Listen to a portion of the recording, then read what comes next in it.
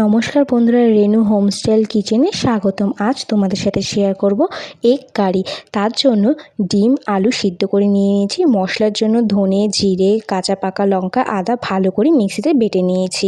পেঁয়াজ কুচো করে নিয়েছি, রসুন নিয়ে নিয়েছি। ডিমের মধ্যে সামান্য লবণ আর হলুদ গুঁড়ো দিয়ে ভালো করে মেখে ডিমগুলোকে সুন্দর করে ভেজে নেব। ডিম ভেজে নিয়েছি, আলুটাও সুন্দর করে ভেজে নিয়েছি। কড়াই বসিয়ে কড়াইতে তেল দিয়ে দেব। তেলটা গরম হয়ে এলে তার মধ্যে তেজপাতা, শুকনো লঙ্কা, সাদা জিরে দিয়ে দিলাম। তারপর পেঁয়াজ কুচো দিয়ে দিলাম, রসুন বাটা দিয়ে দিলাম। তারপর একটু লাল লাল হয়ে ভাজা হয়ে গেলে তার মধ্যে মশলাগুলো দিয়ে দিলাম। পরিমাণ মতো হলুদ, স্বাদ মতো লবণ দিয়ে ভালো করে নেড়েচেড়ে নিলাম। সামান্য জল দিয়ে একটু ভালো করে কষিয়ে নেব। কষানোর মধ্যেই স্বাদটা আসবে। তারপর আলু দিয়ে একটু নেড়েচেড়ে জল দিয়ে দিলাম। ঝোলটা ফুটে এলে তার মধ্যে ডিমগুলো ছেড়ে দিলাম। একটু ফুটতে দেব ডিমের সাথে, তারপরে গরম মশলা দিয়ে নামিয়ে নেব। আজকের ডিম কারি তৈরি।